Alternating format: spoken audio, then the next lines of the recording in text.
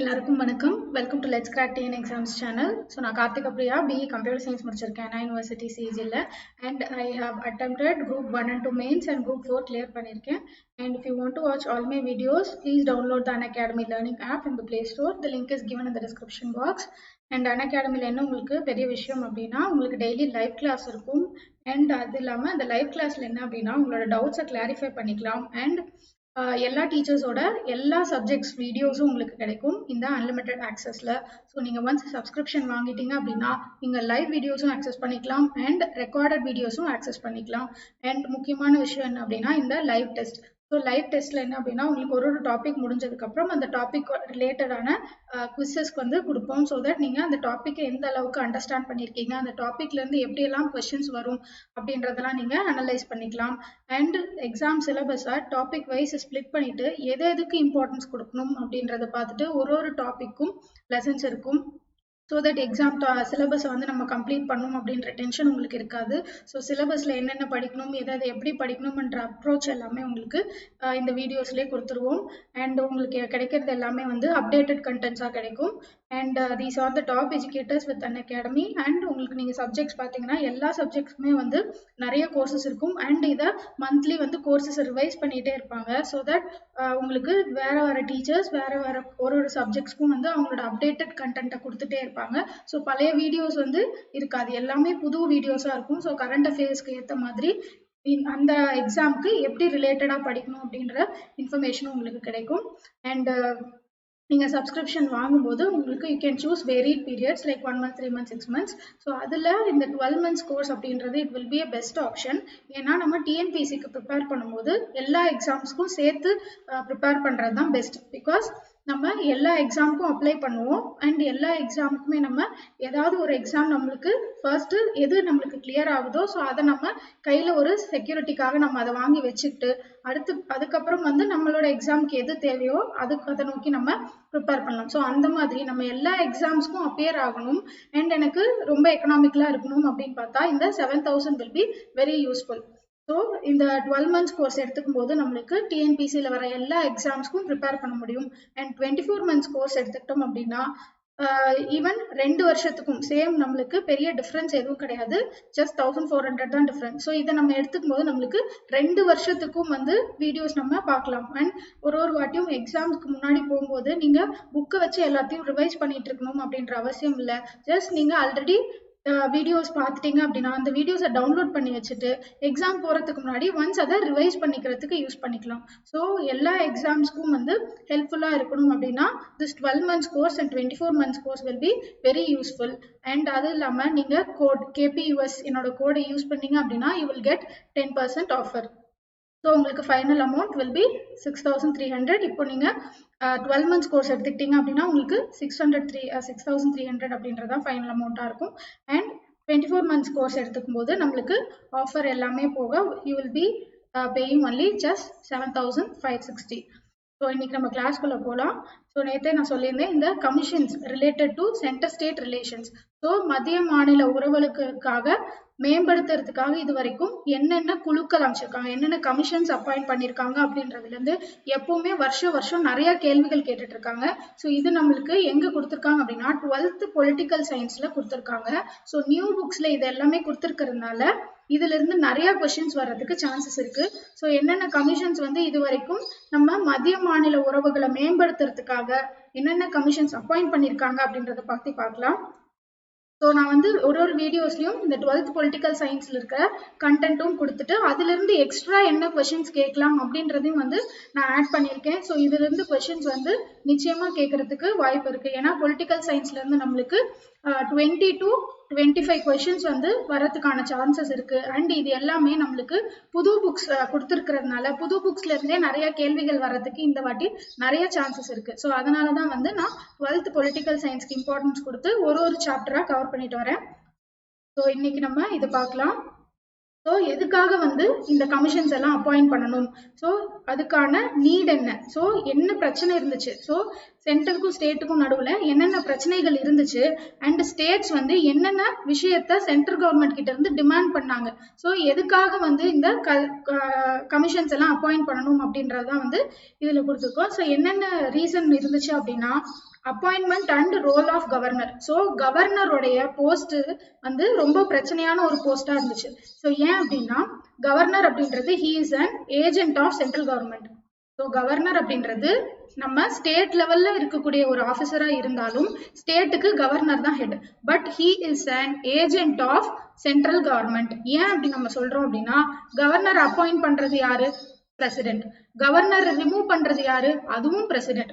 So அவரை கவர்னரை ஃபுல்லா கண்ட்ரோல் பண்றது யாரு அப்படின்னா சென்ட்ரல் கவர்மெண்ட். ஸோ சென்ட்ரல் கவர்மெண்டோட ஏஜென்ட் தான் யாரு அப்படின்னா governor. So governor acts as a agent of central government in state government. So ஆளுநர் அப்படின்னு பார்க்கும்போது அவருடைய நியமனம் மற்றும் அவருடைய பணியில வந்து ஸ்டேட் கவர்மெண்ட்டுக்கு வந்து உடன்பாடு இல்லை. ஸோ அவருடைய கவர்னரோட போஸ்டே வந்து ஸ்டேட் கவர்மெண்ட்ஸ் வந்து விரும்பல. ஏன்னா ஸ்டேட் கவர்மெண்ட்ஸ் அவங்களோட அந்த சீஃப் மினிஸ்டர்.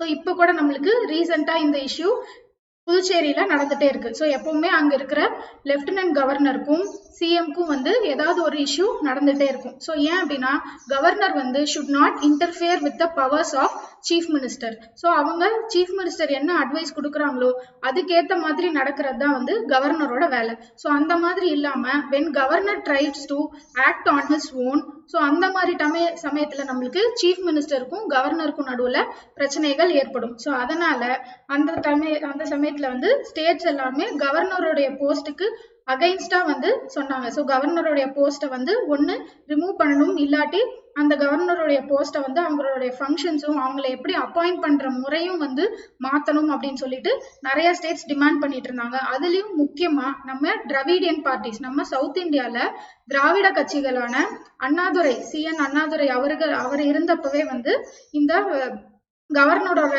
ரோலை வந்து குறைக்கணும். ஸோ அவருடைய ஆளுநரோட வேலைகளை வந்து குறைக்கணும், அவருக்கு கொடுத்துருக்க பவர்ஸை குறைக்கணும் அப்படின்னு சொல்லி கேட்டுக்கிட்டாங்க. ஸோ அதனால அந்த மாதிரி எதுக்காக கேட்டாங்க அப்படின்னா ஸ்டேட்ஸுக்கு அப்பதான் தன்னாட்சின்றது ஒண்ணு உருவாகும். ஸோ ஸ்டேட்ஸுக்கு முழுமையான பவர்ஸ் அப்படின்றது அப்பதான் கிடைக்கும். ஏன்னா நம்ம பார்த்திருக்கோம் நம்ம இதுல வந்து India is a quasi federal. So India is a போன கிளாஸ்ல பார்த்தோம் இந்தியான்றது குவாசி ஃபெடரல். ஸோ ஏன் குவாசி ஃபெடரல் அப்படின்னு சொல்றோம்னா பாதி ஃபெடரல் பாதி யூனிட்டரி. ஸோ அப்படின்னா என்ன அப்படின்னா டிவிஷன் ஆஃப் பவர்ஸ் அப்படிங்கிறது நம்மளுக்கு சென்ட்ரல் கவர்மெண்ட்டுக்கு அதிக பவர்ஸும் ஸ்டேட் கவர்மெண்ட்ஸ்க்கு கம்மி பவர்ஸும் தான் கொடுப்பாங்க. ஸோ ஸ்டேட் கவர்மெண்ட்ஸ்க்கு கொடுத்துருக்கிற முழுமையான பவர்ஸ் ஸ்டேட் கவர்மெண்ட்டுக்கு கிடைக்கணும் அப்படின்னா அதுக்கு இடையூறா யார் இருக்காங்க அப்படின்னா இந்த கவர்னர்ஸ் இடையூறா இருக்காங்க. ஸோ அதனால இந்த கவர்னர்ஸோட ரோலை வந்து கம்மி பண்ணணும், ஸ்டேட் கவர்மெண்ட்ல அவங்களுடைய கண்ட்ரோலை கம்மி பண்ணணும் அப்படின்னு சொல்லி கேட்டுக்கிட்டாங்க. யார் அப்படின்னா அண்ணாதுரை இருந்த பீரியட்லயே வந்து நிறைய ஸ்டேட்ஸ் டிமாண்ட் பண்ணாங்க. ஸோ அப்பதான் வந்து ஸ்டேட்ஸுக்கு ஜென்யூனா உண்மையா ஒரு அட்டானமி அப்படின்றது கிடைக்கும். ஸோ அட்டானமி அப்படின்றது அவங்களுக்கு முழுமையான ஒரு தன்னாட்சின்றது அப்பதான் கிடைக்கும். எப்போ அப்படின்னா கவர்னருடைய ரோல் வந்து குறையும் போது.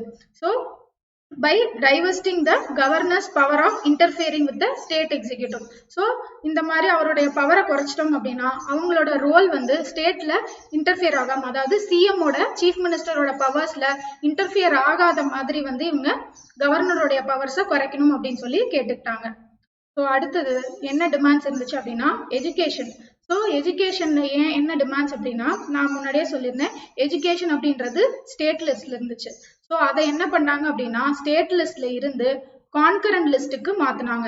ஸோ கான்கரண்ட் லிஸ்ட்டுக்கு மாத்தினாங்க எது மூலியமா அப்படின்னா 42nd amendment act. So 42nd amendment act மூலியமா வந்து நம்மளுக்கு எஜுகேஷனை ஸ்டேட் லிஸ்ட்ல இருந்து கான்கரண்ட் லிஸ்ட்டுக்கு மாத்தினாங்க. ஸோ அப்படி மாத்தினதுனாலதான் என்ன பண்ண முடிஞ்சது RTE act. So right to education act 2009ல கொண்டு வர முடிஞ்சது. யாரால? பார்லிமெண்டால. ஸோ இது ஸ்டேட்ஸ்க்கு எஜுகேஷன் அப்படிங்கிறது ஸ்டேட்ஸுக்கே முழுமைக்கும் பவர் இருக்கக்கூடிய ஒரு சப்ஜெக்ட். ஸோ ஸ்டேட்ஸுக்கு மட்டுமே பவர் இருக்கக்கூடிய ஒரு சப்ஜெக்ட் வந்து கல்வி. ஸோ அதை என்ன பண்ணாங்க அப்படின்னா சென்ட்ரல் கவர்மெண்ட் தன்னுடைய பவர்ஸையும் அதுல யூஸ் பண்ணணுங்கிறதுக்காக கான்கரண்ட் லிஸ்ட்டுக்கு மாத்தினாங்க. ஸோ கான்கரண்ட் லிஸ்ட்ல என்ன பண்ணலாம்? Both states and parliament can make laws. So அதுக்காக எஜுகேஷனை வந்து கான்கரண்ட் லிஸ்ட்டுக்கு மாத்தினாங்க. ஸோ ஸ்டேட்ஸ் என்ன டிமாண்ட் பண்ணிக்கிட்டாங்க அப்படின்னா எஜுகேஷன் அப்படிங்கிறது கான்ஸ்டிடியூஷன்ல இருந்து எங்களுக்கு கொடுக்கப்பட்ட பவர்ஸ். ஸோ அதை நீங்க வந்து சென்ட்ரல் கவர்மெண்ட் என்ன பண்ணிக்கிட்டாங்க? கான்கரண்ட் லிஸ்ட்டுக்கு மாத்திக்கிட்டது மூலயமா அவங்க இந்த ரைட் டு எஜுகேஷன் ஆக்ட கொண்டு வந்தாங்க. ஸோ அதனால எங்களுக்கு எஜுகேஷன் அப்படின்றது எங்களுடைய பவர், ஸோ அதை நீங்க எங்களுக்கே திருப்பி கொடுக்கணும் அப்படின்னு சொல்லி கேட்டுக்கிட்டாங்க. ஸோ டிமாண்ட் என்ன அப்படின்னா எஜுகேஷன் வந்து must be restored to state list 2. So state லிஸ்ட்டை வந்து லிஸ்ட் 2 அப்படின்னு சொல்லுவாங்க. லிஸ்ட் 1 அப்படின்றது நம்மளுக்கு சென்ட்ரல் லிஸ்ட் அண்ட் லிஸ்ட் 3 அப்படின்றது கான்கரண்ட் லிஸ்ட். ஸோ லிஸ்ட் 2 அப்படின்றது state list. So state list அப்படின்றது நம்மளுக்கு எஜுகேஷன் அப்படின்றது ஸ்டேட் லிஸ்ட்ல இருந்து கான்கரண்ட் லிஸ்டா மாத்தப்பட்டது. ஸோ அது மூலயமா வந்து ஸ்டேட் கவர்மெண்ட்ஸுக்கு எஜுகேஷன்ல லாஸ் மேக் பண்ற பவர் குறைஞ்சிருச்சு. ஏன்னா பார்லிமெண்ட் வந்து அதுல ஒரு சட்டம் கொண்டு வந்துட்டாங்க. ஸோ இதுக்கு அகைன்ஸ்டா வந்து ஸ்டேட் லெஜிஸ்லேச்சர் வேற ஒரு சட்டம் கொண்டு வர முடியாது. ஸோ அதனால ஸ்டேட் கவர்மெண்ட்ஸ் எஜுகேஷன் அப்படின்றது எங்களுடைய பவர், ஸோ எங்களுக்கே வந்து நீங்க அதை திருப்பி கொடுத்துருங்க அப்படின்னு சொல்லி கேட்டாங்க. ஸோ அது ஒரு டிமாண்ட். அடுத்த டிமாண்ட் என்ன அப்படின்னா reservation of state bills for presidential consideration. So நம்ம ஏற்கனவே பார்த்தோம், ஒரு பில் எப்போ ஆக்டா மாறும் அப்படின்னா அதுக்கு 3 ப்ராசஸ் இருக்கு. நடுவுல 3 ப்ராசஸ் என்ன அப்படின்னா ஃபர்ஸ்ட் லோக்சபால பாஸ் பண்ணணும், ராஜ்யசபால பாஸ் பண்ணணும். அடுத்து 3வது ப்ரொசீஜர் பிரசிடென்ட் வந்து அதுக்கு அசென்ட் கொடுக்கணும், பெர்மிஷன் கொடுக்கணும். ஸோ அந்த மாதிரி பெர்மிஷன் இந்த 3 ப்ராசஸையும் தாண்டி வந்தாதான் ஒரு பில் ஒரு ஆக்டா மாறும். ஸோ அப்படி இதுவே நம்ம ஸ்டேட் கவர்மெண்ட் லெவல்ல எடுத்துக்கிட்டோம் அப்படின்னா ஸ்டேட் லெஜிஸ்லேட்டிவ் அசம்பிளில ஃபர்ஸ்ட் பாஸ் பண்ணணும், அடுத்து ஸ்டேட் லெஜிஸ்லேட்டிவ் கவுன்சில்ல பாஸ் பண்ணணும். இது இருந்தா பண்ணணும், இல்லாட்டினா என்ன பண்ணணும், டைரக்டா வந்து கவர்னரோட அசென்ட்டுக்கு கொண்டு போகப்படும். ஸோ இப்போ கவர்னர் என்ன பண்ணலாம் அப்படின்னா அவருக்கு 4 ஆப்ஷன் இருக்கு. ஒன்னு என்ன பண்ணலாம்னா அந்த பில்லுக்கு பெர்மிஷன் கொடுக்கலாம், எஸ் இந்த பில் ஓகே அப்படின்னு சொல்லி பெர்மிஷன் கொடுக்கலாம். இன்னொன்னு இல்ல இந்த பில் வேண்டாம் அப்படின்னு சொல்லி ரிஜெக்ட் பண்ணலாம். இன்னொன்னு அந்த பில்ல வந்து நீங்க மறுபடியும் சரியா பார்த்துட்டு வாங்க அப்படின்னு சொல்லி திருப்பி அனுப்பிச்சிடலாம். ஸோ இன்னொரு வாட்டி அதை ரீகன்சிடர் பண்ணிட்டு வாங்க அப்படின்னு சொல்லி திருப்பி அனுப்பலாம். அல்லது 4வது ஆப்ஷன் என்ன பண்ணலாம் அப்படின்னா அவர் அசென்ட் கொடுக்காம அந்த பில்ல பிரசிடென்டோட அசென்ட்டுக்கு, அதாவது பிரசிடென்டோட மேற்பார்வைக்கு சப்மிட் பண்றதுக்கு அவரு ரிசர்வ் பண்ணி வச்சிடலாம், அந்த பில்லை ஒதுக்கி வச்சிடலாம். ஸோ இப்போ பிரசிடென்ட் கிட்ட இந்த பில்லை எடுத்துட்டு போகும்போது அவருக்கு மறுபடியும் வந்து இதே 3 ஆப்ஷன்ஸ் கொடுக்கப்படும். அந்த பில்லுக்கு பெர்மிஷன் கொடுக்கலாம், பில்லை ரிஜெக்ட் பண்ணலாம், அல்லது அந்த பில்லை திருப்பி அனுப்பலாம். நீங்க மறுபடியும் இந்த பில்லை கன்சிடர் பண்ணிட்டு வாங்க அப்படின்னு சொல்லி அந்த பில்லை மறுபடியும் திருப்பி அனுப்புறதுக்கான பவர்ஸ் வந்து பிரசிடென்ட்டுக்கு இருக்கு. ஸோ அந்த மாதிரி கவர்னர் வந்து ஒரு ஸ்டேட்டுக்கு உண்டான பில்லை சென்ட்ரல் கவர்மெண்ட்டுக்கு எடுத்துட்டு போய் பிரசிடென்ட்டோட அசென்ட்டுக்கு ரிசர்வ் பண்ணா அது வந்து இந்த ஸ்டேட் கவர்மெண்ட்ஸோட பவரை குறைக்கிற மாதிரி. ஏன்னா அவங்களுக்கு விருப்பமான ஆக்டை வந்து கொண்டு வர முடியாது. ஸோ பிரசிடென்ட் அதை அசென்ட் கொடுக்கல அப்படின்னா அந்த பில்லாக முடியாது. ஸோ இந்த 3 ப்ராசஸும் கம்ப்ளீட் ஆனாதான் வந்து ஒரு பில்லு ஒரு ஆக்டா மாற முடியும். ஸோ அதனால இந்த ஸ்டேட் பில்ஸை பிரசிடென்ட்டோட கன்சிடரேஷனுக்கு ரிசர்வ் பண்றதும் வந்து ஒரு பெரிய பிரச்சனையா இருந்துச்சு. ஸோ அதனால அதையும் வந்து கேன்சல் பண்ணணும் அப்படின்னு சொல்லி சொன்னாங்க. ஸோ மாநில சட்ட முன்வரைகளை குடியரசுத் தலைவரின் கவனத்திற்கு தேக்கி வைத்தலை வந்து கேன்சல் பண்ணணும் அப்படின்னு சொல்லிக்கிட்டாங்க. அடுத்து என்ன ஒரு விஷயம், இது எல்லாமே நமக்கு வந்து இஷ்யூஸ். ஸோ எதனால வந்து இந்த கமிஷன்ஸ் எல்லாம் அப்பாயிண்ட் பண்ணாங்க, என்ன காரணத்துக்காக இந்த கமிஷன்ஸ் எல்லாம் தேவைப்பட்டுச்சு அப்படின்ற அந்த டிமாண்ட்ஸ்க்காக தான் இஷ்யூஸ் அண்ட் டிமாண்ட்ஸ் தான் பார்த்துட்டு இருக்கோம். ஸோ ஃபர்ஸ்ட் கவர்னருடைய ஆட்சி வந்து சீஃப் மினிஸ்டரோட பவர்ஸோட இன்டர்ஃபியர் ஆகுறதுனால அவருடைய ரோலை வந்து குறைக்கணும் அப்படின்னு சொல்லி கேட்டுக்கிட்டாங்க. அடுத்தது எஜுகேஷன். ஸோ கல்வி அப்படின்றது நம்மளுக்கு ஸ்டேட் லிஸ்ட்ல முன்னாடி இருந்த விஷயம், அதை இப்போ கான்கரண்ட் லிஸ்ட்டுக்கு மாத்திட்டாங்க. ஸோ அதை திருப்பி எங்களுக்கு ஸ்டேட் லிஸ்ட்டுக்கே மாத்தி கொடுங்கன்னு சொல்லி கேட்குறாங்க. அடுத்தது 3வது விஷயம், இந்த ஸ்டேட் பில்ஸை வந்து பிரசிடென்ட்டோட மேற்பார்வைக்கு வந்து தேக்கி வைக்கிறத வந்து அதையும் கேன்சல் பண்ணணும் அப்படின்னு சொல்லி கேட்டுக்கிட்டாங்க. 4வது விஷயம், இதுதான் ரொம்ப முக்கியமான விஷயம். ஸோ எதனால ஸ்டேட்ஸ் ரொம்ப கோவப்படுறாங்க அப்படின்னா இந்த ஆர்டிகிள் 356 தான். ஸோ இந்த 356 என்ன அப்படின்னா it gives for presidential rule. So பிரதமருடைய ஆட்சியை வந்து குடியரசுத் தலைவருடைய ஆட்சி வந்து இங்க ஸ்டேட்ஸ்ல வந்து குடியரசுத் தலைவருடைய ஆட்சி இருக்கும். ஸோ அதுதான் வந்து பிரசிடென்ட்ஸ் ரூல். ஸோ இந்த பிரசிடென்ட்ஸ் ரூல் என்ன அப்படின்னா நம்ம எமர்ஜென்சி அப்படின்னு சொல்லி பார்த்தோம் முன்னாடி கிளாஸ்ல.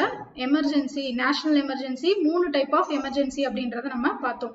ஸோ ஒன்று என்ன அப்படின்னா நேஷனல் எமர்ஜென்சி. ஸோ இந்த நேஷனல் எமர்ஜென்சி அப்போ என்ன அப்படின்னா நாடு ஃபுல்லா வந்து ஒரு அவசர நிலை இருக்கு அப்படின்னா, ஒரு போர் நடக்க போகுது 2 கண்ட்ரிக்கு, இந்தியாவுக்கும் சைனாக்கும் நடுவில் போர் நடக்க போகுது அப்படின்னா அந்த டைம்ல நேஷனல் எமர்ஜென்சி அப்படின்றத டிக்ளேர் பண்ணுவாங்க. ஸோ இந்த எமர்ஜென்சி பீரியட் அப்பெல்லாம் என்ன ஆகும் அப்படின்னா சென்ட்ரல் கவர்மெண்ட் என்ன பண்ணும் அப்படின்னா ஸ்டேட் கவர்மெண்ட்ஸோட கம்ப்ளீட் கண்ட்ரோல் எடுத்துக்கும். ஸோ ஸ்டேட் கவர்மெண்ட்ஸை ஃபுல்லா தன்னுடைய கண்ட்ரோலுக்கு கீழே எடுத்துட்டு வந்துடும். ஸோ அதுதான் வந்து எமர்ஜென்சி பீரியட். ஸோ எமர்ஜென்சியில் நம்மளுக்கு 3 டைப் இருக்கு. ஸோ என்ன ஃபர்ஸ்ட் என்ன அப்படின்னா நேஷனல் எமர்ஜென்சி. ஸோ இந்த நேஷனல் எமர்ஜென்சிங்கிறது நாடு ஃபுல்லாகவே டிக்ளேர் பண்ணப்படும். ஸோ அந்த டைம்ல ஸ்டேட் கவர்மெண்ட்ஸ் வந்து complete control and central government. And அடுத்த டைப் ஆஃப் எமர்ஜென்சி என்ன அப்படின்னா ஸ்டேட் எமர்ஜென்சி. ஸ்டேட் எமர்ஜென்சி அப்படின்றது தான் வந்து நம்மளுக்கு பிரசிடென்ட்ஸ் ரூல். ஸோ இந்த பிரசிடென்ட்ஸ் ரூல் வந்து என்ன அப்படின்னா எந்த ஸ்டேட்டு குடியரசுத் தலைவரோட ஆட்சிக்கு கீழே வருதோ அந்த ஸ்டேட்ஸுக்கு பவர்ஸ் இருக்காது. ஸோ அந்த டைம்ல ஃபுல் பவர்ஸையும் யார் எடுத்துப்பாங்க அப்படின்னா பிரசிடென்ட் தான் எடுத்துப்பாரு. ஸோ அவருடைய ஆட்சிக்கு கீழே வர்றதுனால அதனுடைய பவர்ஸ் எல்லாமே யார் எடுத்துப்பாங்க அப்படின்னா பிரசிடென்ட் எடுத்துக்குவாரு. ஸோ இதுதான் வந்து state emergency. So state emergency அப்படிங்கிறது இன்னொரு பேரு பிரசிடென்ட் ரூல். அண்ட் ஸோ இந்த விஷயத்தை தான் வந்து இவங்க ஆர்டிகல் 356ல கொடுத்துருக்காங்க. அண்ட் அதை தான் வந்து ஸ்டேட் கவர்மெண்ட்ஸ் வந்து அப்போஸ் பண்றாங்க. ஸோ ஏன் அப்படின்னா வந்து நிறைய காரணங்கள் இருக்கு. இந்திரா காந்தி பீரியட்ல வந்து 39 ஸ்டேட்ஸுக்கு வந்து 39 டைம் 1966ல இருந்து 1977 இந்த 10 வருஷம் பீரியடுக்குள்ளேயே வந்து 39 தடவை பிரசிடென்ட் ரூலை அவங்க இம்போஸ் பண்ணியிருக்காங்க. ஸோ வேற வேற ஸ்டேட்ஸ்ல, ஒரே ஸ்டேட்ஸ்ல இல்லாம வேற வேற ஸ்டேட்ஸ்ல 39 வாட்டி பிரசிடென்ட் ரூல் இம்போஸ் பண்ணியிருக்காங்க. அப்படின்னா என்ன, அந்த டைம்ல சென்ட்ரல் கவர்மெண்ட் வந்து எந்த ஸ்டேட்டுக்கு பிரசிடென்ட் ரூல் கொடுக்குறாங்களோ அதை கம்ப்ளீட்டா அவங்களோட கண்ட்ரோல் கீழே எடுத்துக்குவாங்க. ஸோ இதை வந்து அவங்க நிறைய வாட்டி தேவையில்லாம யூஸ் பண்றாங்க. ஸோ யூஸ் பண்றதுனால ஸ்டேட்ஸோட பவர் என்ன ஆகுது, அந்த இடத்துல அவங்களுடைய பவர்ஸ் கெட்டு போகுது. ஸோ அதனால இந்த ஸ்டேட் கவர்மெண்ட்ஸ் எல்லாம் என்ன பண்ணாங்க அப்படின்னா எங்களுக்கு இந்த ஆர்டிகல் 356 வந்து யூஸ் பண்றதை வந்து இம்ப்ராப்பர் யூஸா தடுக்கணும். ஸோ அதை ரெகுலேட் பண்ணணும். தேவையில்லாம வந்து ஸ்டேட் எமர்ஜென்சியை வந்து டிக்ளேர் பண்ணக்கூடாது. தேவையில்லாத காரணங்களை வச்சு ஸ்டேட் கவர்மெண்ட்ஸோட பவரை வந்து குறைக்க கூடாது. ஏன்னா கான்ஸ்டிடியூஷன்ல இருந்து ஸ்டேட் கவர்மெண்ட்ஸுக்கு இந்த பவர்ஸ் இருக்கு அப்படின்றத கொடுத்துருக்காங்க. ஸோ அதுக்கு மாறா வந்து சென்ட்ரல் கவர்மெண்ட் தேவையில்லாம ஸ்டேட் கவர்மெண்டோட பவர்ஸை எடுத்துக்க கூடாது அப்படின்றதும் one of the demands. So இந்த ஆர்டிகல் 356 அப்படின்றது பார்ட் 13ல இருக்கக்கூடிய ஒரு விஷயம். ஸோ பார்ட் 13ல இருக்கக்கூடிய விஷயம், பார்ட் 18ல இருக்கக்கூடிய விஷயம். ஸோ பார்ட் 18ல இருக்கக்கூடிய 18வது பகுதியில ஆர்டிகல் 356 அப்படின்றது it deals with president's rule. So national எமர்ஜென்சிக்கு என்ன ஆர்டிகல் அப்படின்னா ஆர்டிகல் 352. ஸோ நேஷனல் எமர்ஜென்சிக்கு ஆர்டிகல் 352, ஸ்டேட் எமர்ஜென்சிக்கு ஆர்டிகல் 356. அடுத்தது இன்னொரு டைப் ஆஃப் எமர்ஜென்சி இருக்கு, அதுதான் ஃபினான்ஷியல் எமர்ஜென்சி. ஸோ இந்த ஃபினான்ஷியல் எமர்ஜென்சிக்கு ஆர்டிகல் 360. ஸோ இந்த 3 ஆர்டிக்கிளுமே ரொம்ப ரொம்ப முக்கியமான ஆர்டிக்கிள். ஸோ இதுல இருந்து கொஸ்டின்ஸ் கண்டிப்பா அடிக்கடி கேட்டுட்டே இருக்காங்க, இந்த வாட்டியும் கேட்கறதுக்கான சான்சஸ் இருக்கு. ஸோ இந்த ஆர்டிகல் 356 அப்படின்றது வந்து ஸ்டேட் கவர்மெண்ட்ஸுக்கு வந்து அவங்களுடைய பவர்ஸை குறைக்கிற மாதிரி இருக்கிறதுனால இந்த ஆர்டிகல் 356 வந்து இம்ப்ராப்பர் யூஸை தடுக்கணும்.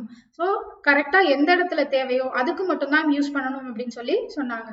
அடுத்தது ஸோ இதுக்காக இப்போ நம்ம வந்து எதுக்காக ரீசன்ஸ் பார்த்தோம். ஸோ என்னென்ன காரணங்கள், என்னென்ன டிமாண்ட்ஸ் எல்லாம் வந்து ஸ்டேட் கவர்மெண்ட்ஸ் வச்சாங்க அப்படின்ற அந்த டிமாண்ட்ஸ் எல்லாம் பார்த்தோம். ஸோ இனிமேட்டு என்னென்ன கமிஷன்ஸ் வந்து இது வரைக்கும் அப்பாயிண்ட் பண்ணியிருக்காங்க அப்படின்றத பார்க்கலாம். So first administrative reforms commission.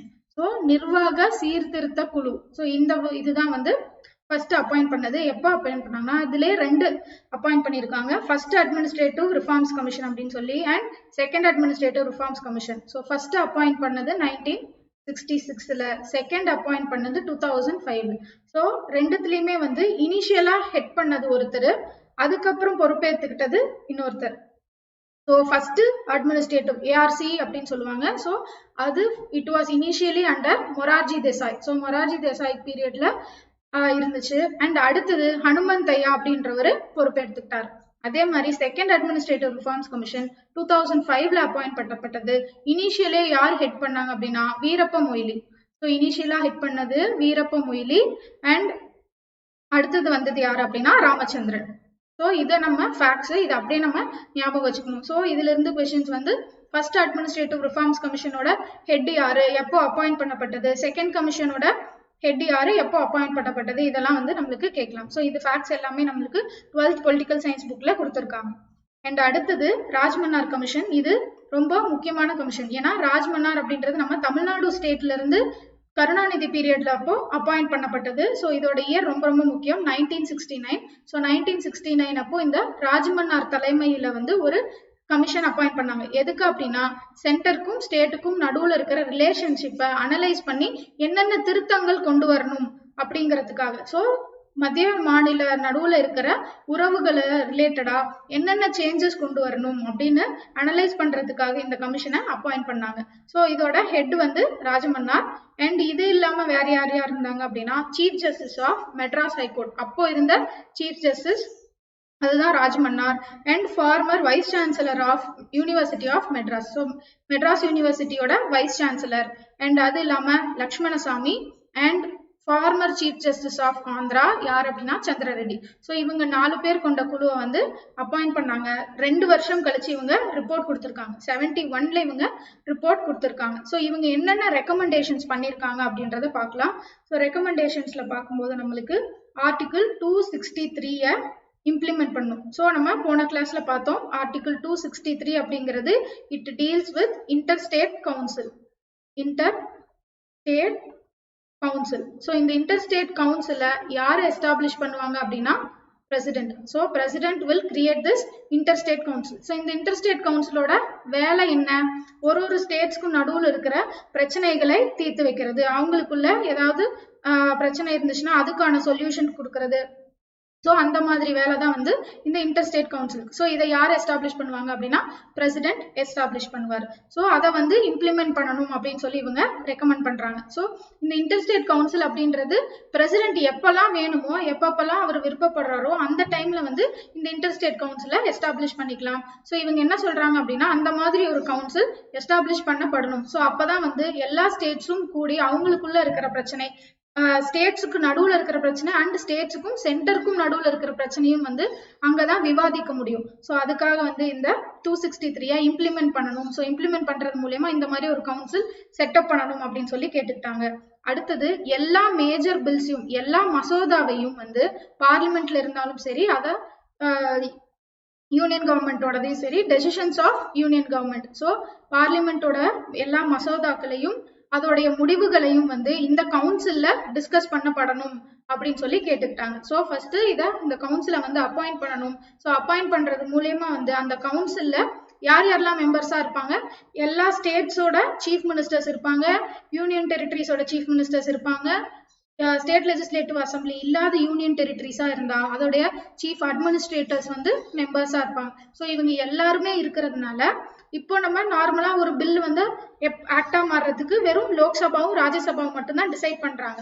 But இவங்க என்ன சொல்றாங்க அப்படின்னா எல்லா மேஜர் பில்ஸையும் வந்து இந்த கவுன்சில்ல டிஸ்கஸ் பண்ணாங்க அப்படின்னா என்ன பண்ணலாம், எல்லா ஸ்டேட்ஸோட சீஃப் மினிஸ்டர்ஸும் வந்து அதுல பார்ட்டிசிபேட் பண்ணுவாங்க. ஸோ அவங்க பேசி முடிவு பண்ணி இதெல்லாம் வந்து அக்செப்ட் பண்ணிக்கலாம், இதெல்லாம் வந்து சேஞ்ச் பண்ணணும் அப்படின்னு சொல்லி மேஜர் பில்ஸ் எல்லாம் டிஸ்கஸ் பண்ணும்போது எல்லா ஸ்டேட்ஸுக்கும் வந்து அது அக்செப்டபிளா இருக்கும். ஸோ ஸ்டேட்ஸுக்கும் வந்து அவங்களோட விருப்பங்களை தெரிவிக்கிறதுக்கான ஒரு வாய்ப்பு கிடைக்கும். ஸோ அதனால வந்து இந்த இன்டர்ஸ்டேட் கவுன்சில் அப்படின்றத எஸ்டாப்ளிஷ் பண்ணணும் அப்படின்னு சொன்னாங்க. அண்ட் அதுல எல்லா மசோதாக்களையும் சென்ட்ரல் கவர்மெண்டோட டெசிஷனையும் வந்து அந்த கவுன்சில்ல டிஸ்கஸ் பண்ணப்படணும் அப்படின்னு சொல்லி கேட்டுக்கிட்டாங்க. அடுத்தது recommended the elimination of articles 256, 257 and 339.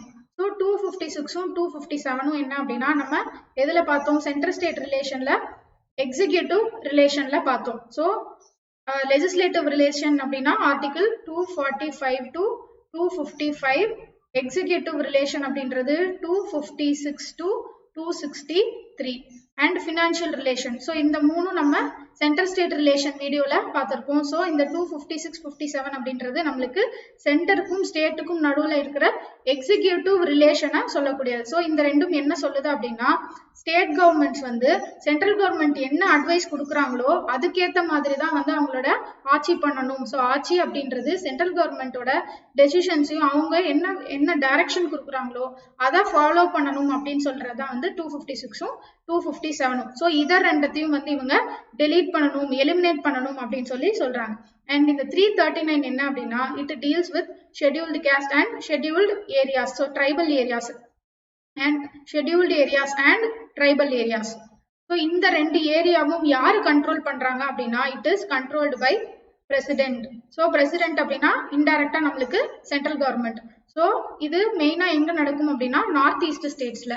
So north east ஸ்டேட்ஸ்ல வந்து இந்த அசாம், மேகாலயா, மணிப்பூர், மிசோரம் அங்க இருக்கிற ட்ரைபல் ஏரியாஸ்லாம் யாரோட டைரக்ட் கண்ட்ரோலுக்கு கீழே அப்படின்னா பிரசிடென்ட்டோட டைரக்ட் கண்ட்ரோலுக்கு கீழே. ஸோ அதையும் வந்து இந்த மூணுத்தையும் வந்து இந்த 3 ஆர்டிகல்ஸையும் நம்மளுக்கு கான்ஸ்டிடியூஷன்ல இருந்து ரிமூவ் பண்ணணும் அப்படின்னு சொல்லி ரெக்கமெண்ட் பண்ணாங்க. அடுத்தது shifting of residuary powers of legislation and taxation from union கவர்மெண்ட்ல இருந்து ஸ்டேட் கவர்மெண்ட்டுக்கு மாத்தணும் அப்படின்னு சொல்லி சொன்னாங்க. ஸோ நம்ம ஏற்கனவே பார்த்த மாதிரி 7th ஷெட்யூல். ஸோ 7th ஷெட்யூல்ல என்ன இருக்கு?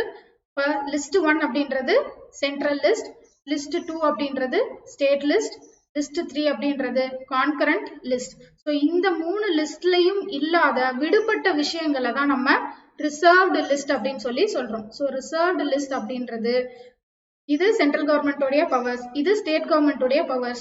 கான்கரண்ட் லிஸ்ட் அப்படின்றது போத் சென்ட்ரல் கவர்மெண்ட்டுக்கும் ஸ்டேட் கவர்மெண்ட்ஸ்க்கும் காமனா இருக்கக்கூடிய பவர்ஸ். ஸோ இந்த 3 லிஸ்ட்லயும் இல்லாம விடுபட்ட பவர்ஸ் தான் வந்து ரிசர்வ்டு லிஸ்ட். ஸோ இந்த ரிசர்வ்டு லிஸ்ட்ல யாருக்கு பவர்ஸ் இருக்குன்னா இதுக்கும் சென்ட்ரல் கவர்மெண்ட் தான் அல்லது பார்லிமெண்ட். ஸோ பாராளுமன்றத்துக்கு தான் வந்து ரிசர்வ்டு லிஸ்ட்ல லாஸ் சட்டம் கொண்டு வர்றதுக்கு அவங்களுக்கு தான் பவர்ஸ் இருக்கு. ஸோ இவங்க என்ன டிமாண்ட் பண்றாங்க அப்படின்னா ராஜமன்னார் கமிட்டி என்ன ரெக்கமெண்டேஷன் கொடுத்துருக்காங்க அப்படின்னா இந்த ரிசர்வ்டு லிஸ்ட்ல இருக்கிற பவர்ஸ் எல்லாம் ஸ்டேட் லிஸ்ட்டுக்கு மாத்தணும் அப்படின்னு சொல்லி சொல்றாங்க. ஸோ இந்த ரிசர்வ்டு லிஸ்ட்ல இருக்கிற பவர்ஸை யாருக்கு கொடுக்கணும் அப்படின்னா ஸ்டேட் கவர்மெண்ட்ஸ்க்கு கொடுக்கணும் அப்படின்னு சொல்லி இவங்க ரெக்கமெண்ட் பண்றாங்க. ஓகே, அடுத்தது யூஸ் ஆஃப் ஆர்டிகல் 365. ஸோ இது நம்ம ஏற்கனவே பார்த்தோம். 365 அப்படின்றது என்னது? State emergency. ஸ்டேட் எமர்ஜென்சியா இன்னொரு பேர் நம்ம என்ன சொல்லலாம்? President rule. ஸோ பிரசிடென்ட் ரூல்ல வந்து இந்த ஆர்டிக்கலை வந்து நம்மளுக்கு மினிமைஸ் பண்ணணும். ஸோ நம்ம ஏற்கனவே ரீசன்ஸ் பார்த்தோம்.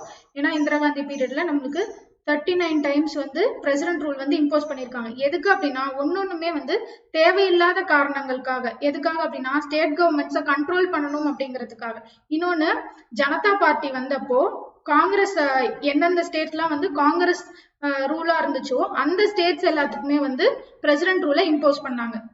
ஓகேவா? எதுக்காக அப்படின்னா அந்த ஸ்டேட்ஸ் காங்கிரஸ் ரூல்ல எந்தெந்த ஸ்டேட்ஸ்ல எல்லாம் இருக்கோ அந்த ஸ்டேட்ஸ்க்கு எல்லாம் பிரசிடென்ட் ரூலை இம்போஸ் பண்ணாங்க. ஸோ இந்த மாதிரி தேவையில்லாத யூஸ் எல்லாம் தடுக்கணும் அப்படின்னு சொல்லி கேட்டுக்கிட்டாங்க. அண்ட் இது வரைக்கும் தமிழ்நாட்டுல எத்தனை வாட்டி பிரசிடென்ட் ரூல் இம்போஸ் பண்ணியிருக்காங்க அப்படின்னா 4 வாட்டி வந்து இம்போஸ் பண்ணியிருக்காங்க. ஸோ எப்பப்ப அப்படின்னா 1976. ஸோ இது யார் பீரியட் அப்படின்னா இந்திரா காந்தி பீரியட். ஸோ இந்திரா காந்தி பீரியட்ல அவங்க நிறைய ஸ்டேட்ஸ்க்கு பார்த்தோம் 39 தடவை இம்போஸ் பண்ணாங்க. ஸோ அதுல நம்ம தமிழ்நாடும் வந்து பிரசிடென்ட் ரூல் கடியில இருந்துச்சு. அண்ட் அதுக்கப்புறம் 1980ல, ஸோ 1980ல ஒரு வாட்டி அண்ட் 1988. ஸோ இது யாருடைய பீரியட் அப்படின்னா எம்ஜிஆரோட பீரியட். அண்ட் 1988ல எம்ஜிஆர் இறந்ததுக்கு அப்புறம் ஜானகி அம்மாள், ஸோ அவங்க இருந்த டைம்ல பிரசிடென்ட் ரூல் இம்போஸ் பண்ணாங்க. ஓகே, அண்ட் 1991ல மறுபடியும் 1991ல ஒரு வாட்டி இம்போஸ் பண்ணாங்க. ஸோ 4 வாட்டி பிரசிடென்ட் ரூல் அப்படின்றது தமிழ்நாட்டில் இது வரைக்கும் கொண்டு வரப்பட்டது. ஸோ இது முக்கியமான கேள்வி. அண்ட் எந்தெந்த இயர் அப்படின்னு கேட்டா 76, 80, 88, 91. ஸோ இந்த 4 வருஷத்துலயும் நம்மளுக்கு பிரசிடென்ட் ரூல் அப்படின்றது கொண்டு வரப்பட்டது. ஸோ இதனால தேவையில்லாத காரணத்துக்காக இவங்க பிரசிடென்ட் ரூலை வந்து ஸ்டேட்ஸ்ல இம்போஸ் பண்ணக்கூடாது. எப்ப ஆக்சுவலா பண்ணணும் அப்படின்னா ஸ்டேட் கவர்மெண்ட் அப்படின்ற ஒண்ணு ஃபங்க்ஷன் ஆகவே முடியல. ஸோ ஸ்டேட் கவர்மெண்ட்னு ஒண்ணு ஃபார்மே ஆக முடியல. ஃபார் எக்ஸாம்பிள் இப்போ ரீசெண்டா மகாராஷ்டிரால நடந்துச்சு. ஸோ கவர்மெண்டே அவங்களால ஃபார்ம் பண்ண முடியல, எந்த ஒரு கட்சியினாலையும் கவர்மெண்ட்டை ஃபார்ம் பண்ண முடியல. ஸோ அந்த மாதிரி டைம்ல தான் என்ன பண்ணணும் அப்படின்னா பிரசிடென்ட் ரூலை வந்து கொண்டு வரணும். அதை விட்டுட்டு கவர்மெண்ட் மெஜாரிட்டி பெரும்பான்மை இருந்துமே வந்து கவர்மெண்ட் ஆல்ரெடி ரன் ஆகிக்கிட்டு இருக்கு ஸ்டேட் கவர்மெண்ட்ல. ஸோ இருந்தாலும் என்ன பண்றாங்க சென்ட்ரல் கவர்மெண்ட் வந்து பிரசிடென்ட் ரூலை இம்போஸ் பண்ணாங்க அப்படின்னா அது தப்பு. ஸோ அந்த மாதிரி காரணத்துக்காக அதை வந்து மினிமைஸ் பண்ணணும். ஸோ இந்த ஆர்டிகல் 356ஓட யூஸை வந்து மினிமைஸ் பண்ணணும் அப்படின்னு சொல்லி கேட்டுக்கிட்டாங்க. அடுத்தது abolition of all India service. So all India சர்வீஸ்னா IAS, IPS and IRS. So இது நம்ம 3 பார்த்தோம் ஏற்கனவே சென்ட்ரல் ஸ்டேட் ரிலேஷன்ல. இது எல்லாமே ஃபுல்லா டீட்டெயிலா நம்ம பார்த்தோம்.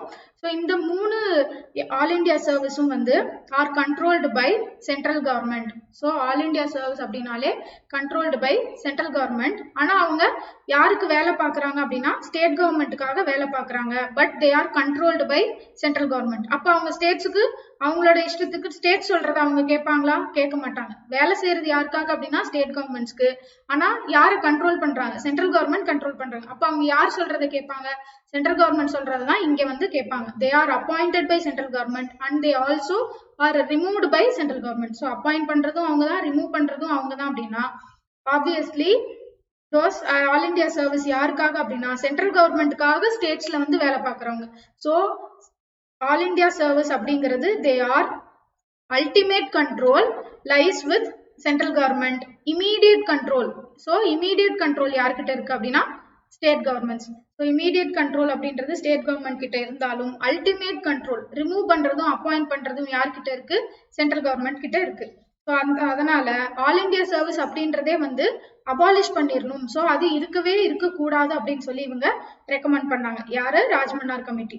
அண்ட் அடுத்தது ஃபினான்ஸ் கமிஷனை வந்து பெர்மனன்ட் இம்பார்ஷியல் பாடி. ஸோ இம்பார்ஷியல் அப்படின்றது யாருக்கும் வந்து ஒரு ஒரு ஒரு பக்கமா வந்து பேசக்கூடாது. ஸோ பெர்மனண்டாவும் வந்து இம்பார்ஷியல் பாடியாகவும் இருக்கணும். ஸோ ஏன் இதை பெர்மனன்ட் அப்படின்னு சொல்றாங்கன்னா, நம்ம பார்த்தோம் ஃபினான்ஸ் கமிஷன் அப்படின்றது 5 வருஷத்துக்கு ஒரு வாட்டி பிரசிடென்டால வந்து கிரியேட் பண்ணப்படும். ஸோ 5 வருஷத்துக்கு ஒரு வாட்டி பிரசிடென்ட் வந்து புதுசா ஒரு கமிஷனை கிரியேட் பண்ணிக்கிட்டே இருப்பாங்க. ஸோ அந்த மாதிரி இல்லாம ஃபினான்ஸ் கமிஷன் அப்படிங்கிறது ஒரு பர்மனண்டா இருக்கக்கூடிய ஒரு பாடியா வந்து கிரியேட் பண்ணணும் அப்படின்னு சொல்லி சொன்னாங்க. அண்ட் அது இம்பார்ஷியலா இருக்கணும்.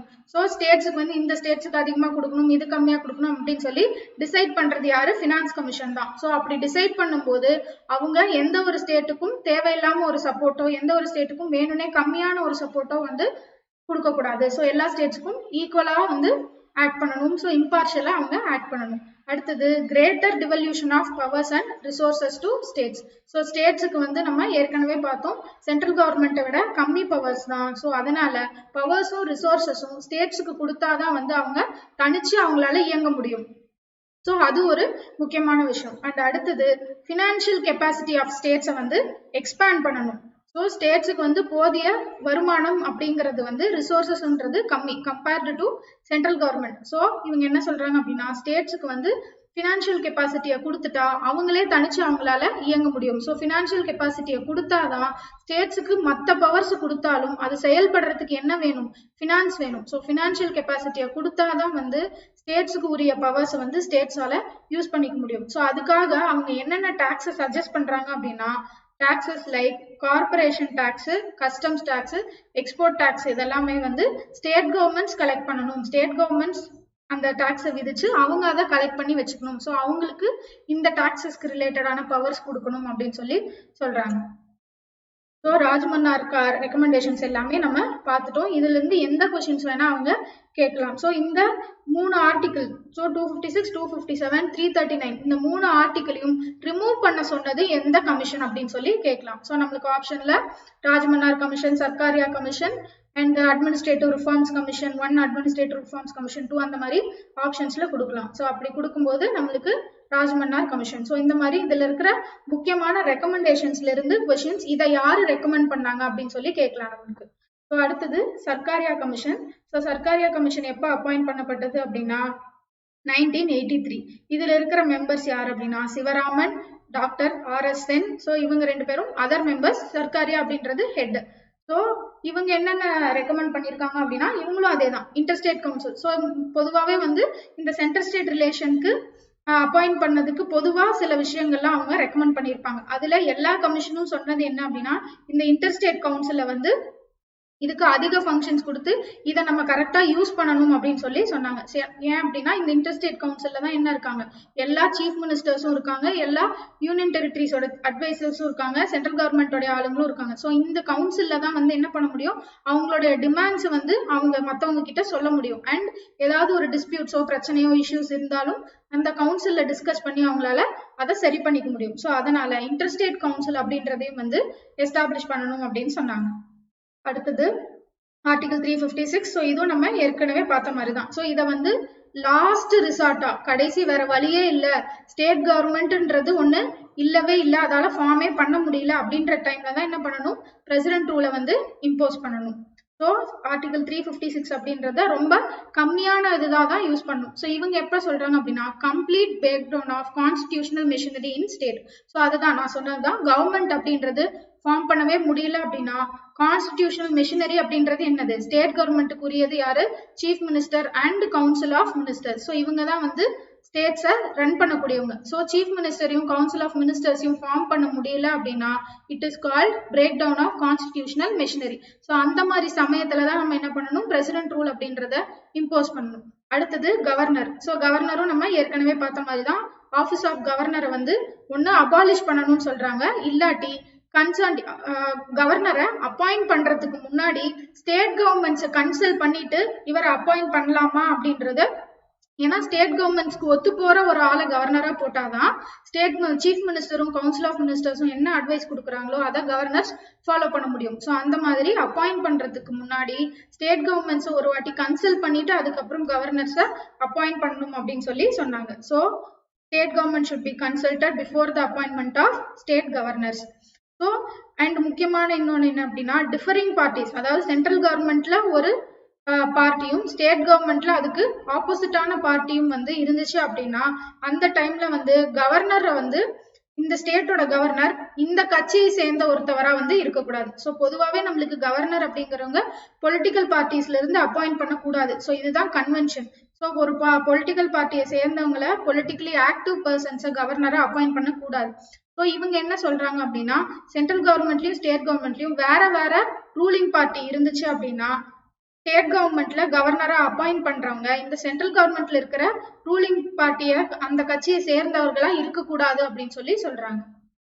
ஓகே, அடுத்தது லாங்குவேஜ். ஸோ லாங்குவேஜ் ரிலேட்டடா இவங்க என்ன அட்வைஸ் பண்றாங்க அப்படின்னா ட்ரை லாங்குவேஜ் ஃபார்முலாவை ஃபாலோ பண்ணணும். ட்ரை லாங்குவேஜ் ஃபார்முலா அப்படின்னா என்ன அப்படின்னா ஹிந்தி, இங்கிலீஷ், அதுக்கப்புறம் அந்தந்த ஸ்டேட்ஸ்ல அவங்களுக்கு என்ன ரீஜனல் லாங்குவேஜோ அந்த லாங்குவேஜ். ஃபார் எக்ஸாம்பிள் தமிழ்நாட்டுல தமிழ், ஸோ ஆந்திராவா இருந்தா இந்த இடத்துல ஹிந்தி, இங்கிலீஷ், தெலுங்குவா இருந்திருக்கும். ஸோ ட்ரை லாங்குவேஜ் ஃபார்முலா அப்படின்றது ஒரு ஸ்டேட்லயும் கடைபிடிக்க வேண்டியது. எதுக்காக அப்படின்னா யூனிட்டியும் இன்டெகிரிட்டி ஆஃப் த கண்ட்ரியும் மெயின்டைன் பண்றதுக்காக இந்த ட்ரை லாங்குவேஜ் ஃபார்முலா அப்படின்றத ஃபாலோ பண்ணணும் அப்படின்னு சொல்லி இவங்க ரெக்கமெண்ட் பண்ணாங்க. அடுத்தது ஸோ ஒன்ஸ் சர்க்காரியா கமிஷனோட ரெக்கமெண்டேஷன்ஸ் பார்த்தலாம். ஸோ இவங்க என்னென்ன சொல்லியிருக்காங்க அப்படின்னா இன்டர்ஸ்டேட் கவுன்சில் அப்படின்றது கிரியேட் பண்ணப்படணும். அடுத்தது ஆர்டிகல் 356 தேவைப்படும் போது மட்டும்தான் யூஸ் பண்ணணும். அண்ட் கவர்னர் அப்படிங்கிற போஸ்ட்டை அபாலிஷ் பண்ணிடணும். இல்லாட்டி கவர்னர்ஸை அப்பாயிண்ட் பண்றதுக்கு முன்னாடி ஸ்டேட் கவர்மெண்ட்ஸை கன்சல்ட் பண்ணிட்டு அதுக்கப்புறம் அப்பாயிண்ட் பண்ணணும் அப்படின்னு சொல்லி சொன்னாங்க. அடுத்தது லாங்குவேஜ் அப்படின்றது ட்ரை லாங்குவேஜ் ஃபார்முலா. இதுல என்ன அப்படின்னா 3 லாங்குவேஜ், ஹிந்தி, இங்கிலீஷ் அண்ட் ஒரு லாங்குவேஜ் வந்து ரீஜனல் லாங்குவேஜா அவங்களோட ஸ்டேட்ஸ்ல இருக்கக்கூடிய லாங்குவேஜ். அடுத்தது புஞ்சி கமிஷன். ஸோ இந்த புஞ்சி கமிஷன் அப்படின்றது 2007ல அப்பாயிண்ட் பண்ணப்பட்டது. இயர் வந்து முக்கியமா கேட்பாங்க. ஸோ இதுல யார் யார் அப்படின்னா மதன் மோகன் புஞ்சி, ஸோ இவர் தான் ஹெட். அண்ட் யார் யார் அப்படின்னா ஃபார்மர் சீஃப் ஜஸ்டிஸ், ஸோ இவர் தான் வந்து former chief justice of supreme கோர்ட்டா இருந்தவர். ஸோ இவரோட கமிஷன் என்னென்ன ரெக்கமெண்ட் பண்ணுச்சு அப்படின்னா recommended that governor of states must have fixed tenure. So இது வரைக்கும் நம்ம பார்த்திருக்கோம் கவர்னர் வந்து it is appointed by president. So president அவருக்கு யார் விருப்பமான யாரை தோணுதோ அவரை பிரசிடென்ட் வந்து அப்பாயிண்ட் பண்ணுவார். அண்ட் கவர்னர் வந்து ரிமூவ் பண்றது யாரால, அதுவும் வந்து பிரசிடென்ட். எப்போ ரிமூவ் பண்ணுவார் அப்படின்னா pleasure of president. So president எப்போ விருப்பப்படுறாரோ அந்த டைம்ல கவர்னரை ரிமூவ் பண்ணலாம். ஸோ கவர்னர் இருக்கிறது வந்து யாரோட தயவுல இருக்காரு, பிரசிடென்டோட தயவுல இருக்காரு. ஸோ அவருக்கு அவருடைய டைம் பீரியட், அவருடைய டென்யூர் அப்படிங்கிறது ஒரு ஃபிக்ஸடான பீரியடுக்கு கிடையாது. 5 இயர்ஸ் இருக்கு. 5 இயர்ஸ் அப்படின்றது அவங்களுக்கான ஃபிக்ஸடா கிடையாது. எப்போ வேணா 5 இயர்ஸ்க்கு முன்னாடி கூட பிரசிடென்ட் வந்து அவங்கள ரிமூவ் பண்ணலாம். ஸோ இவங்க என்ன சொல்றாங்க அப்படின்னா கவர்னரோட பீரியடை ஃபிக்ஸடா மாத்துங்க. ஸோ எப்படி நீங்க மற்றவங்களுக்கு அவங்களுடைய பீரியட் 5 இயர்ஸ்னு ஃபிக்ஸ் பண்ணிருக்கீங்களோ, ஸோ பிரசிடென்ட்டுக்கு 5 இயர்ஸ் அப்படின்னு சொல்லி அவங்களோட டென்யூரை ஃபிக்ஸ் பண்ணியாச்சு. ஸோ அந்த மாதிரி கவர்னரோடைய டென்யூரையும் 5 இயர்ஸ் அப்படின்னு சொல்லி ஃபிக்ஸ் பண்ணுங்க அப்படின்னு சொல்றாங்க. அண்ட் ரிமூவல் ப்ரொசீஜரை எப்படி ரிமூவ் பண்ண சொல்றாங்க அப்படின்னா இம்பீச்மெண்ட் ப்ராசஸ். ஸோ இந்த இம்பீச்மெண்ட் ப்ராசஸ் நம்ம யாருக்கு ஃபாலோ பண்றோம், பிரசிடென்ட்டுக்கு ஃபாலோ பண்றோம். ஸோ பிரசிடென்ட்டுக்கு ஃபாலோ பண்ற மாதிரியே இம்பீச்மெண்ட் ப்ராசஸை கவர்னருக்கு ஃபாலோ பண்ணணும் அப்படின்னு சொல்றாங்க. ஏன் அப்படின்னா கவர்னர் வந்து இப்போ removed by pleasure of president. So president எப்போ விருப்பப்படுறாரோ அப்ப ரிமூவ் பண்ணிடுவாங்க. ஆனா இம்பீச்மெண்ட்னா எப்படி நடக்குது, லோக்சபாவும் ராஜ்யசபாவும் சேர்ந்து பெர்மிஷன் கொடுக்கணும். ஸோ அப்படி கொடுத்தாதான் அதுல ஒரு ரிசல்யூஷன் பாஸ் பண்ணணும். ஸோ அப்படி ரிசல்யூஷன் பாஸ் ஆனாதான் வந்து பிரசிடென்ட் ரிமூவ் பண்ணப்படுவாங்க. ஸோ அதே மாதிரி கவர்னரும் வந்து இம்பீச்மெண்ட் ப்ராசஸ்ல ஸ்டேட் லெஜிஸ்லேட்டிவ் அசம்பிளியும் ஸ்டேட் லெஜிஸ்லேட்டிவ் கவுன்சிலும் வந்து பெர்மிஷன் கொடுக்கணும். ஸோ அந்த மாதிரி இவங்க தான் வந்து ரிமூவ் பண்ற பவரை வந்து இவங்க கிட்ட கொடுக்கணும் அப்படின்றது இவங்க ரெக்கமெண்ட் பண்ணியிருக்காங்க. ஓகே, அடுத்தது it wanted to introduce changes in article 355 and 356. So நம்ம ஏற்கனவே பார்த்தோம் 356 அப்படின்றது state emergency. So and so that insurgency or problem affected ஏரியாஸை வந்து அதாவது எந்தெந்த ஸ்டேட்ஸுக்கு ப்ராப்ளம் இருக்கோ அதுக்கு மட்டும் எமர்ஜென்சி டிக்ளேர் பண்ணணும் அப்படின்னு சொன்னாங்க. ஸோ நம்ம நேஷனல் எமர்ஜென்சி அப்படின்றத பார்த்தோம். ஸோ இதுக்கான ஆர்டிகல் என்ன 352. ஸோ நேஷனல் எமர்ஜென்சி பீரியட்ல என்ன ஆகும் அப்படின்னா இந்தியா ஃபுல்லாவே வந்து எமர்ஜென்சியை டிக்ளேர் பண்ணிடுவாங்க. ஓகேவா? ஸோ இந்தியா ஃபுல்லாவே எமர்ஜென்சியை டிக்ளேர் பண்ணிடுவாங்க. ஸோ அந்த மாதிரி டைம்ல அந்த மாதிரி இல்லாம எந்தெந்த இடத்துல ப்ராப்ளம்ஸ் இருக்கோ அந்த இடத்துல மட்டும் எமர்ஜென்சியை டிக்ளேர் பண்ணலாம் அப்படின்னு சொல்றாங்க. ஸோ அதே மாதிரி ஸ்டேட்ஸ்லயும் வந்து 356 என்னது ஸ்டேட் எமர்ஜென்சி. ஸோ இன்சர்ஜென்சி அப்படின்றது நமக்கு ஸ்டேட்லயும் வந்து ஸ்டேட் லெஜிஸ்லேட்டிவ் அசம்பிளி வந்து பிரசிடென்ட் ரூலுக்கு கீழே என்ன ஆகுது complete control under central government ஆகுது. ஸோ அதை பண்ணாம என்ன பண்ண சொல்றாங்க அப்படின்னா ஸ்டேட்ஸ்ல எந்த ரீஜியன்ல வந்து பிரச்சனை போயிட்டு இருக்கோ எந்த ரீஜியன்ல கலவரம் போயிட்டு இருக்கோ அந்த ரீஜியனுக்கு மட்டும் ஸ்டேட் எமர்ஜென்சியை இம்போஸ் பண்ணலாம். ஸோ மீதி இடத்துல எல்லாம் வந்து ஸ்டேட் கவர்மெண்ட்ஸ் ஃபங்க்ஷன் ஆயிட்டு இருக்கும். ஸோ எந்த இடத்துல கலவரம் இருக்கும் அந்த இடத்துல மட்டும் பிரசிடென்ட் ரூலை இம்போஸ் பண்ணுங்க அப்படின்னு சொல்லி அதுவும் இவங்க வந்து ரெக்கமெண்டேஷன் கொடுக்குறாங்க. ஸோ தட் நம்ம அந்த ஏரியாவை மட்டும் ஃபோக்கஸ் பண்ணி அதுல இருக்கிற பிரச்சனையை வந்து நம்ம சால்வ் பண்ணலாம் அப்படின்னு சொல்லி சொல்றாங்க. அடுத்தது Suomoto deployment of central forces without the consent of the concerned states. அப்படின்னா என்ன அப்படின்னா சென்ட்ரல் கவர்மெண்டோட படை வீரர்கள் வந்து ஸ்டேட் கவர்மெண்ட்ஸ்குள்ள ஏதாவது ஒரு பிரச்சனை நடக்குது, ஸ்டேட்ல வந்து ஏதாவது ஒரு கலவரம் நடக்குது அப்படின்னா அவங்க ஃபர்ஸ்ட் ஸ்டேட் கவர்மெண்டோட ஃபோர்ஸஸை வச்சு கண்ட்ரோல் பண்ண ட்ரை பண்ணுவாங்க. அப்படி கண்ட்ரோல் பண்ண முடியலன்னா தான் வந்து என்ன பண்ணுவாங்க அப்படின்னா சென்ட்ரல் கவர்மெண்ட் ஃபோர்ஸஸை இவங்க ரெக்வஸ்ட் பண்ணுவாங்க. ஸோ சென்ட்ரல் கவர்மெண்டோட ஃபோர்ஸ் வந்து ஸ்டேட் கவர்மெண்ட்குள்ள வரணும் அப்படின்னா யாருடைய பெர்மிஷன் தேவை அப்படின்னா ஸ்டேட் கவர்மெண்ட்ஸ் பெர்மிஷன் கொடுத்தாதான் சென்ட்ரலோட ஃபோர்ஸஸ் ஸ்டேட் கவர்மெண்ட்குள்ள என்டர் ஆகவே முடியும். ஸோ இவங்க என்ன சொல்றாங்க அப்படின்னா ஸ்டேட் கவர்மெண்டோட ஃபோர்ஸஸ் அதாவது சென்ட்ரல் ஃபோர்ஸஸ் வந்து ஸ்டேட் கவர்மெண்டோட பெர்மிஷன் இல்லாமையே so without the consent of the state governments so அந்த ஸ்டேட் கவர்மெண்ட்ஸோட கன்சென்ட் பெர்மிஷன் இல்லாமையே வந்து கம்யூனல் வயலன்ஸ் அஃபெக்ட் ஆகிருக்கிற ஏரியா ஸோ மதக்கலவரம் நடக்கிற ஏரியால ஸ்டேட் கவர்மெண்ட்ஸோட பெர்மிஷன் இல்லாமையே சென்ட்ரல் கவர்மெண்டோட ஃபோர்ஸஸ் வந்து அதை சப்ரஸ் பண்றதுக்காக அனுப்பலாம், டெப்ளாய் பண்ணலாம். ஸோ அதை யூஸ் பண்றதுக்கான பவரை வந்து கொடுக்கணும் சென்ட்ரல் கவர்மெண்ட்டுக்கு அப்படின்னு சொல்லி ரெக்கமெண்ட் பண்ணியிருக்காங்க. ஸோ புன்ஷி கமிஷன் அப்படின்றது நம்மளுக்கு மெயினா 3 விஷயத்த சொல்லியிருக்காங்க. ஒன்று என்ன அப்படின்னா நமக்கு கவர்னரோட டென்யூர், ஸோ அவளுடைய காலத்தை வந்து நம்ம 5 வருஷமோ இல்ல எவ்வளவு வருஷத்துக்குமோ அவருடைய டென்யூரை ஃபிக்ஸ் பண்ணணும் அப்படின்னு சொன்னாங்க. அண்ட் அது இல்லாம அவரை ரிமூவ் பண்ணும்போது பிளஷர் ஆஃப் பிரசிடென்ட்டா நம்ம வந்து இப்போ யூஸ் பண்ணிட்டு இருக்கோம். ஸோ அதுக்கு பதிலா இம்பீச்மெண்ட் ப்ராசஸை ஃபாலோ பண்ண சொல்றாங்க. ஸோ இம்பீச்மெண்ட் ப்ராசஸ் அப்படிங்கிறது நம்மளுக்கு பிரசிடென்ட்டுக்கு எப்படி ஃபாலோ பண்றோமோ அதே மாதிரி கவர்னருக்கு ஃபாலோ பண்ணணும் அப்படின்னு சொல்லி சொல்றாங்க. அண்ட் அடுத்தது 356 வந்து சேஞ்சஸ் கொண்டு வர சொல்றாங்க. ஸோ என்ன சேஞ்சஸ் அப்படின்னா ஸ்டேட் ஃபுல்லாவே வந்து எமர்ஜென்சியை டிக்ளேர் பண்றதுக்கு பதிலா எந்த இடத்துல வயலன்ஸ் இருக்கோ எந்த இடத்துல பிரச்சனை இருக்கோ அந்த இடத்துல மட்டும் எமர்ஜென்சி டிக்ளேர் பண்ணலாம் அப்படின்னு சொல்லி சொல்றாங்க. அடுத்தது சென்ட்ரலோடைய ஃபோர்ஸஸ், ஸோ சென்ட்ரலோடைய ஃபோர்ஸஸ் ஸ்டேட் கவர்மெண்டோட கன்சென்ட் இல்லாம ஸ்டேட் கவர்மெண்டோட பெர்மிஷன் இல்லாமே வந்து மதக்கலவரம் நடக்கிற இடத்துல அவங்களாவே தானாவே வந்து அந்த ஃபோர்ஸஸை வந்து யூஸ் பண்ணணும் அப்படின்றது தான் தேர்ட் ரெக்கமெண்டேஷன். அண்ட் முக்கியமான ஜட்மெண்ட் என்ன அப்படின்னா சுப்ரீம் கோர்ட் ஜட்மெண்ட் இன் எஸ்ஆர் பொம்மாய் கேஸ். ஸோ இந்த பொம்மாய் கேஸ் அப்படின்றது ரொம்ப முக்கியமான கேஸ். ஸோ இந்த கேஸ்ல சுப்ரீம் கோர்ட் என்ன சொல்லியிருக்காங்க அப்படின்னா 356 அப்படின்றது ஒரு எக்ஸப்ஷனல் பவர். ஸோ யூனியன் கவர்மெண்ட்டுக்கு சென்ட்ரல் கவர்மெண்ட்டுக்கு கொடுத்திருக்கிற ஒரு எக்ஸ்ட்ராடினரி பவர். ஸோ அதிக ஒரு ஸ்பெஷல் பவர் அது. ஸோ அந்த ஸ்பெஷல் பவரை வந்து சும்மா அடிக்கடி எல்லாம் வந்து தேவையில்லாம யூஸ் பண்ணிட்டு இருக்க கூடாது. ஸோ எப்ப இது தேவையோ அந்த தேவைக்கு மட்டும்தான் வந்து அதை யூஸ் பண்ணணும் அப்படின்னு சொல்லியிருக்காங்க. ஸோ இது எந்த கேஸ்ல சொன்னாங்க அப்படின்னா SR Bommai case. So Bommai கேஸ்ல என்ன சொல்லியிருக்காங்க அப்படின்னா 356 வந்து தேவைப்படுறப்ப மட்டும்தான் யூஸ் பண்ணணும், தேவையில்லாம யூஸ் பண்ணக்கூடாது. ஸோ ஸ்பெஷல் அக்கேஷன்ஸ்ல மட்டும்தான் வந்து யூஸ் பண்ணணும். தேவையில்லாம யூஸ் பண்ணக்கூடாது அப்படின்னு சொல்லியிருக்காங்க. அண்ட் அம்பேத்கர் இந்த ஆர்டிக்கல் என்னன்னு சொல்லியிருக்காரு அப்படின்னா dead letter to the constitution அப்படின்னு சொல்லியிருக்காரு. ஸோ இது வந்து யூஸே பண்ணக்கூடாது, இது தேவையே இல்லை அப்படின்றது அவருக்கு வந்து இந்த 356 ஆர்டிக்கல்ல வந்து அவருக்கு விருப்பமே இல்லை. ஸோ அதை வந்து அவரு டெட் லெட்டர் அப்படின்னு சொல்லி அவரு சொல்றாரு. ஓகேவா? ஏன் அப்படின்னா ஃபெடரல் கேரக்டர்ஸ், ஏன்னா இந்த 356 என்ன பண்ணுது, ஸ்டேட் கவர்மெண்ட்ஸை கம்ப்ளீட்டா பிரசிடென்ட்டோட கண்ட்ரோல்ல எடுத்துக்கிறாங்க. ஸோ அப்போ ஸ்டேட்ஸ்க்குன்னு கொடுத்த பவர் எங்க போச்சு? ஸோ ஸ்டேட்ஸ்க்குன்னு கொடுத்த பவர் இல்லாம போகுது. ஸோ ஃபெடரல் கேரக்டர், ஃபெடரேஷன் அப்படிங்கிற நம்மளுக்கு அந்த ஸ்ட்ரக்சரே வந்து இல்லாம போகுது. ஸோ ஸ்டேட்ஸ்க்கு கொடுத்த பவர்ஸ் எல்லாமே இல்லாம போகுது. ஸோ அதுல வந்து அதனால வந்து இந்த 356 it is a dead letter to the constitution அப்படின்னு சொல்றாரு.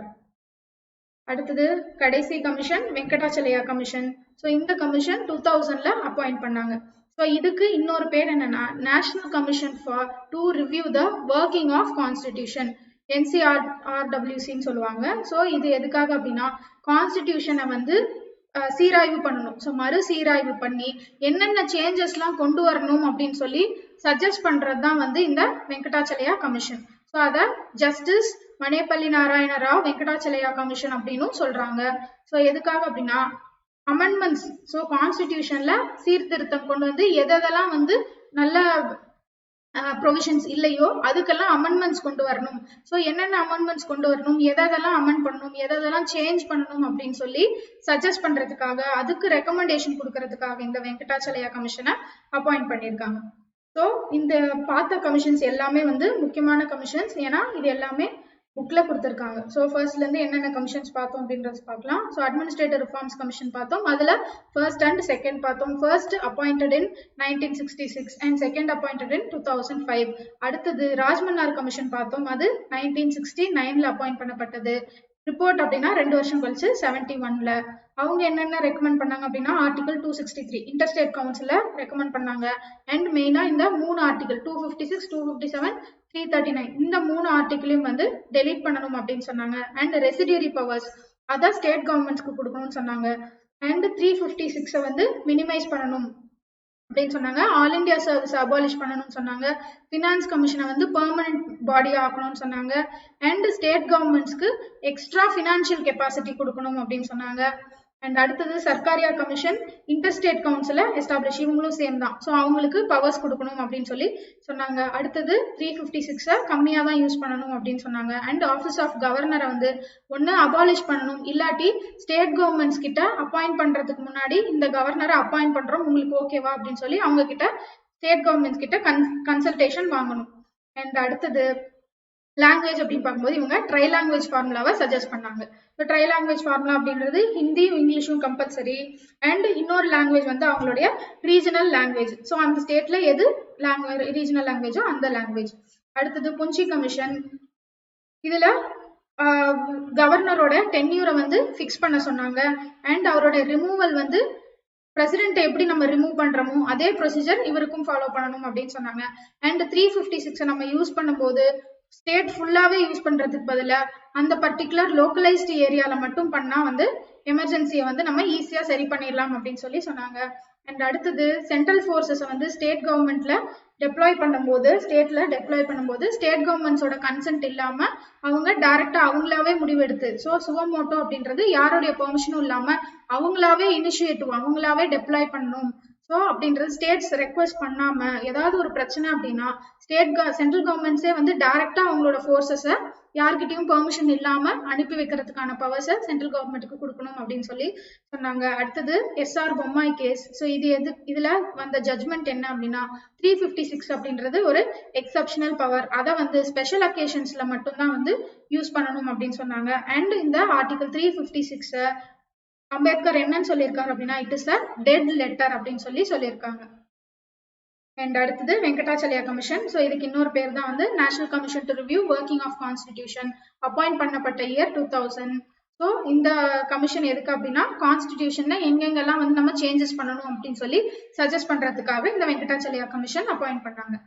ஸோ கமிஷன்ஸ் எல்லாமே நம்ம பார்த்துட்டோம். தேங்க்ஸ் ஃபார் வாட்சிங் TN exams channel. So subscribe பண்ணுங்க எல்லாரும், மறக்காம பெல் ஐக்கான் கிளிக் பண்ணிக்கோங்க. அண்ட் நீங்க சப்ஸ்கிரிப்ஷன் வாங்கணும் அப்படின்னா you can use my code KPUS and then you will get 10% discount. Thanks for watching.